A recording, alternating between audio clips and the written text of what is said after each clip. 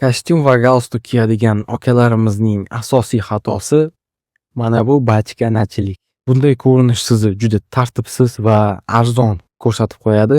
Hattoki kostyum sorochkangiz qimmat bo'lsa ham, galstugingiz ham toza ipakda bo'lsa ham sizni juda arzon ko'rsatib qo'yadi. To'g'ri, ba'zi odamlarda sorochka bo'ynini qisib qolishi mumkin.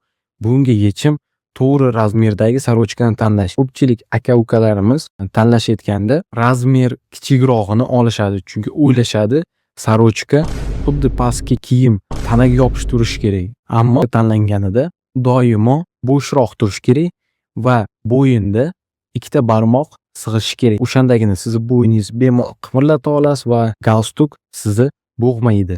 Doimo galstugingizni to'g'ri bog'lab yuring va sorochkaning tepa tugmasini yopib yuring. Tartibli ko'rinishga harakat qiling. Savranu.